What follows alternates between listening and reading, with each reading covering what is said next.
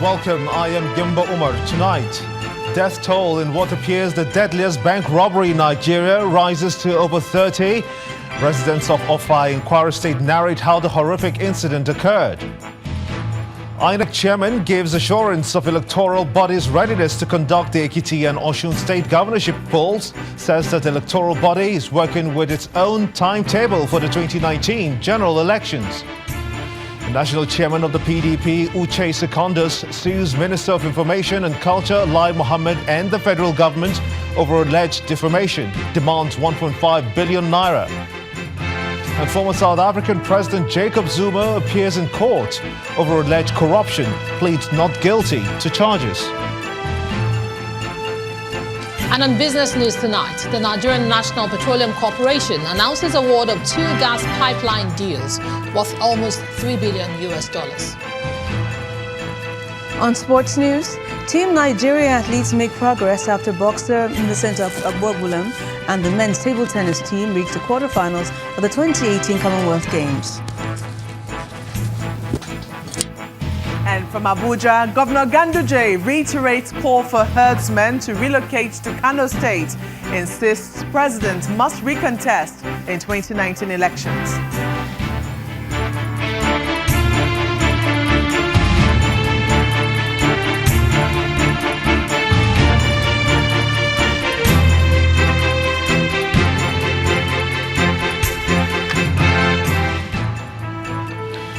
Residents of Offa town have been thrown into mourning following Thursday's deadly raid on 5 banks along the Owode market area of the town. No fewer than 30 people were confirmed dead in the robbery at 9 policemen, and 3, there are fears that the death toll may even rise. The armed robbers are said to have made away with several millions of naira from the banks, leaving behind a tale of sorrow, tears and bloodshed. This is Olofa Way in Owode market area of Offa, Kwara State, where tragedy struck on Thursday. The streets is the town's business district, housing no fewer than 5 different banks and other businesses.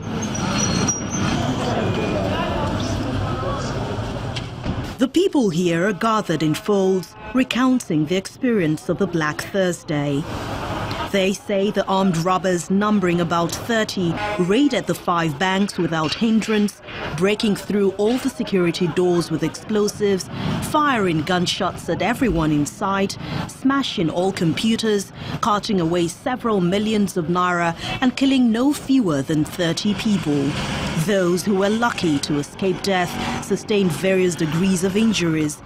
The operation is said to have lasted for more than 1 hour. Well, at exactly 4:45, 4:35, 4:45, we started hearing gunshots. And I discovered that that gunshot is sporadic. In a way, it can be child place, it can be any other thing. Maybe there's an invasion into the town. Then one of my junior sisters was driving towards that place. I called her. She told me she has parked and she has run for cover, that it is armed robber. So we started alerting people here and there. Local security too were making effort, but that couldn't be enough because of the fact that the armed robbers have overpowered all the security network in Offa. So that was the situation at that time between 4:45 and 5 p.m. This nearby police station was not spared in the attack, as it was the first port of call for the armed robbers. They had killed at least 9 policemen on duty before going ahead to attack the banks. Others managed to escape. A doctor at the General Hospital who spoke to Channels Television off camera says many of the bodies have been deposited at the morgue. At this private hospital, one of those who sustained bullet wounds is receiving treatment. The patient who was shot in the neck is gradually recovering. Today we had about 4 cases in which 2 were brought in dead. On arrival, they are confirmed dead, so we had to send them back. We had 1 that was brought in, he was severely injured, and he was shot at the head, and the bleeding could not be controlled. He also died, but we have 1 presently in which we had a surgery carried on him, and is presently recovering. So what is the The Offa robbery attack has been described as one attack too many and perhaps the deadliest in Nigeria in recent times.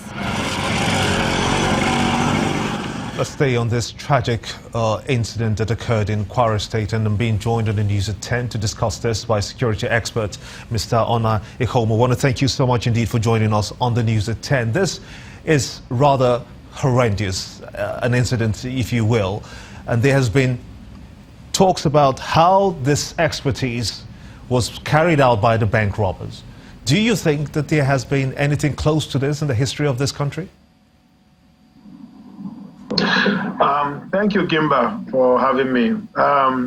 Well, we've seen some horrific incidents like this in the past. We saw something like this when Oceanic Bank, then Oceanic Bank, or the now moribund Oceanic Bank, was attacked in Asaba some years ago. But the scenarios, that is in terms of body count, because in that case we had 18 dead. But the scenario wasn't the same in terms of the method of attack, the modus operandi. That is the number of attackers, the kind of weaponry, the kind of threat they brought to the incident. In this case, they had machine guns, they had AK-47 rifles, and they had a lot of explosives. Now, this robbery is a very unique one because they carried it out in the way that we have seen before, but in another theater of the country, another part of the country, namely the Northeast, because this has become Boko Haram's calling call, where they go in, take out the police station or the army barracks, and then before they go in and attack the banks, and usually multiplicity of banks, like that happened in this case. In this case, they attacked 5 banks and robbed them. So what I'm worried now, I mean, I'm going beyond just bank robbery. Now, bank robbery is normally an economic crime. When robbers go to banks, they don't go shooting people in the head, like the medical doctor was saying in your report a few minutes ago. They don't create mass casualty situation like we have here, where you have over 30 dead and many injured. They don't do that. They kill some people just so that people will know that they are serious, but they go for the cash. Now, in this case, where somebody is killing people wantonly, I get worried because everybody, even when hired killers go into a house, they kill the person they want to kill. They now take some cash and make it look like a robbery. And that is what I think we are seeing here. We are saying this is, in fact, a classic terrorist act, but being made to look like a robbery. And I think the authorities should focus on that. Don't be deceived by the label robbery, because it's the citizens who are calling it robbery. It's people who are not sized in security that are saying it's a robbery. It's a terrorist attack. So if I will just ask you this sort of question, what kind of protection should banks and indeed other high-risk businesses put in place at such times, and especially considering that attacks could be carried out just about any time? Yes, thank you, Gimba. The banks did all they could. The banks have CCTV cameras that can only aid in post-event investigation. The banks had rotor doors, that's the bulletproof doors, man trap. Well, when somebody goes in there and puts explosive beside the man trap and detonates, the man trap comes down. And doesn't only come down, it causes physiological damage to the people inside the banking hall also. Well, the banks had, I don't know if they encountered guards, that's bank guards, that's armed police guards at the banks, but they would not have been able to withstand the number of people they had there, 30. Now, unless they do what is done here in Lagos, where the banks have some kind of a collaborative arrangement, where when a bank is being attacked in a vicinity, all the other police personnel in the area, they mass in on that place, then perhaps that would help. Then certainly also the security architecture in Lagos will have the QROG, the Quick Response Group, that's the Operation MESA. They are a call for service unit, and then with the 767 system where you can call in your distress, they are able to reach them and they can respond. Because what happened in this case, this was an invasion of our town. Actually, these bastards took over of our town, excuse my French, they took over of our town for the 2-3 hours they were operating. And what happened there should not be allowed to happen in any civilized place in this country, where people can just go and take over a town, kill people at will, and then walk away with a lot of cash to boot. Mr. Ona Ehomo, we want to thank you so much indeed for talking to us on the News at 10 security experts. We do appreciate your thoughts on this very troubling and disturbing situation we saw in Offa. And staying with security matters, police authorities have confirmed an attack on 2 villages in Gwe West local government area of Benue State, where at least 10 people have been confirmed killed.